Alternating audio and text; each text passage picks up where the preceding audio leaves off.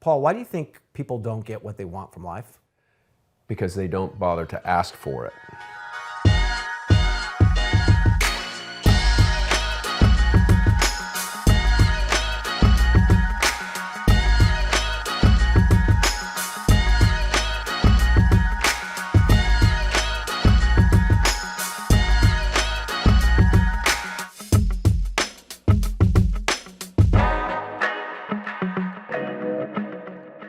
Paul, you have a really great story about how you got accepted to play football at Bishop Amat. Tell that story, because from what I understand, you originally tried to get in and didn't get into the school. When I was younger, I was a better basketball player than a football player. Right. And because of that, I was contemplating going to a basketball school, which was the school South Hills in the Covina area. But then I had an opportunity to go to Bishop Amat, which was a football powerhouse, right? Didn't Pat Hayden play there? Pat Hayden played there. J.K. McKay was a wide receiver there, of course. Then John Shara was there. They won CIF 4A CIF titles. So they were back to back. They were the powerhouse at the time. Powerhouse, yeah. Powerhouse. And that was a place to go, right? If you're a football player. Right. So I decide I'm a better football player long term than basketball player. Probably a good decision, since I had about a 26-inch vertical. It worked out for you. yeah, it worked out okay. So, so we applied to Bishop Amat, but my parents didn't have the money to pay all the tuition up front, which is what was required back then. Right. And so they paid half. And my mother told me that was okay. They were okay with taking half, but for whatever reason, something went wrong. And so when it was time to start school, they said, no, you're not in because you didn't pay the money. And my mom was like, wait a minute, we had this agreement. And anyway, they changed their tune. Right. So we tried all these different ways to get to the principal, right? So Didn't you even get a hold of a priest, because it was a Catholic school? Bishop. Oh, the bishop. Yeah, because our good friend was very close to the bishop there, Bishop Juan, in the LA area. And he did call Father Zimmerman. No change. Wow. Didn't change his mind. Wow. So then we called, my mother showed up there weekly, just kind of begging, like, please. And no. And then the freshman football coach knew me because he coached junior All-American football on another team, so he knew that I had talent. So we asked him. So he applied pressure to the principal. Zero, zippo, no response.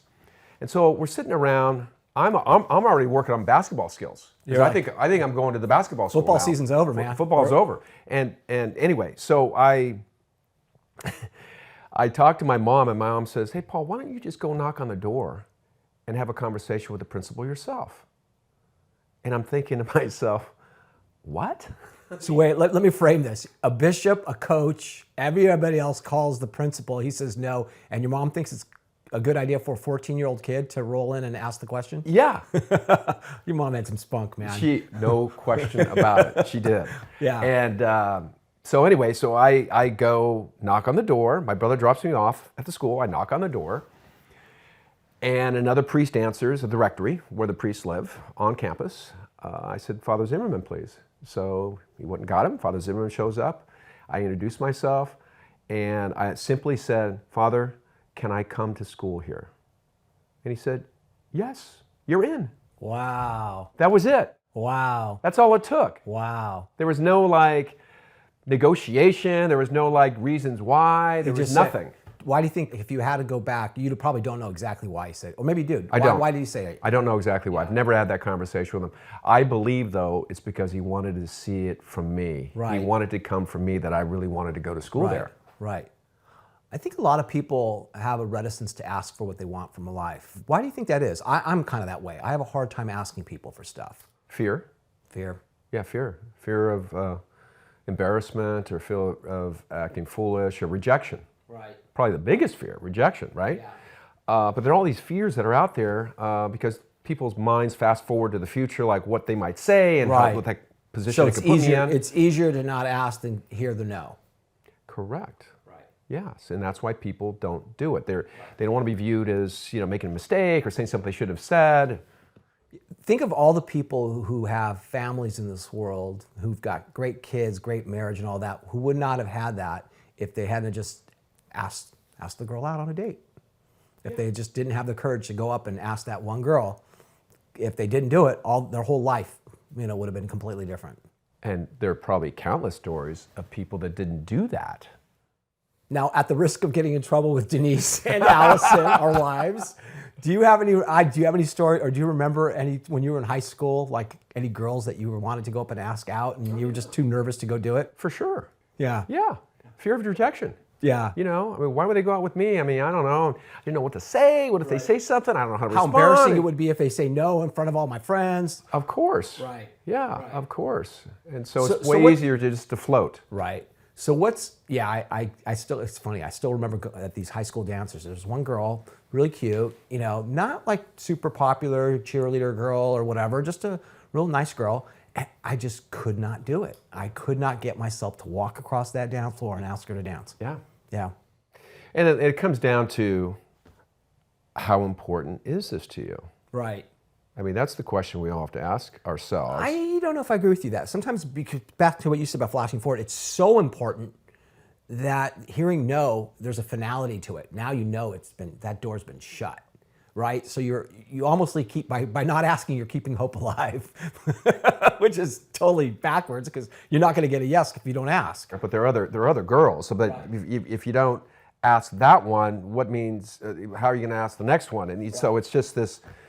You get hamstrung by that mindset, of, hey, I don't want to put myself out. So, people don't want to put themselves out there, but the irony of all that is we must put ourselves out there to risk being vulnerable. Right, I was just going to say vulnerable. Right, and if we risk ourselves being vulnerable, and that allows us to actually have that kind of connection that we all want. Yeah, and we're talking about personal relationships, but this is everything. This is your career. This is anything. For sure. You sports, which we always talk about a lot. I wouldn't have been in the title insurance industry if I didn't ask the CEO of the company, because I basically got turned down for the job. But the CEO of a company was in. I asked if he was there. He was. He knew who I was. He was a Trojan, so there was a connection. Right. And so I asked to speak with him. Right. So I spoke, and the person that was interviewing me was like, "What? Oh, okay. Let me check and see if he's here." Right. After you've been rejected. Boom! I got hired. I go meet with him. Right. I got hired. If I didn't ask the question, Would have never got the job. never got the job. And you've done very well in that career. Yeah, it's been a great career. You're really good at asking people. I love the way you ask. You never put pressure on people. You never make them feel like you don't put the thumb screws on them. But you do have really no fear or very little fear of asking. Why is that? What is it that you can do, or what can other people do? What can I do to kind of take that fear away? I've seen my mother do it. She was, oh my gosh, she didn't like something, she would take it back to the store. I don't care if she'd used it or not. Right. She would take it back, and she would talk to the highest person, the manager, whatever, whoever, until they took it back, and she wouldn't leave. Right. And they were just like, okay, time out. Okay, we'll take it. Let's get this lady out of here. So I learned a little bit from her, and I'd seen her successes. Right. And I've had, I think, enough successes of asking for something and isn't there a part getting of it. Isn't there a part of it in offering up my little Paulisms here about not being married to the outcome? Like, you're okay with asking because you're also okay if it's no, then that's cool too? Absolutely. Because if you're attached to that outcome, like this has to happen, right? Then there's more pressure, there's more of a sense you of, build it up into something, like Yeah. being that girl Yeah, in the you're high the school girl. dance, right? Yeah. I built it up in this huge thing rather than just like, hey, if she said no, no big deal. But if you're focusing on a different aspect of that and not the outcome, like, yes, she's going to say yes and she'll dance with me. You're focusing on, hey, I'll have an opportunity to say hi to a girl I've really admired from afar. Right. And who knows what will happen. Right. Right? If you look at it that way, instead of focusing on, what if she says no? Oh my God. Right. So, when Scotty Scheffler won the 2022 Masters, they asked him. That's a great transition. Me asking a girl to dance to the 2022 Masters. Proceed. It's perfect, right? So when he won, they asked him, I said, how long have you been dreaming about winning the Masters? Right. So this is a kid that grew up playing golf and obviously followed the game for years and years and years as a child. He said, I never dreamed of that. I only dreamed of being there and being able to compete and show up and then let the chips fall where they may. Right.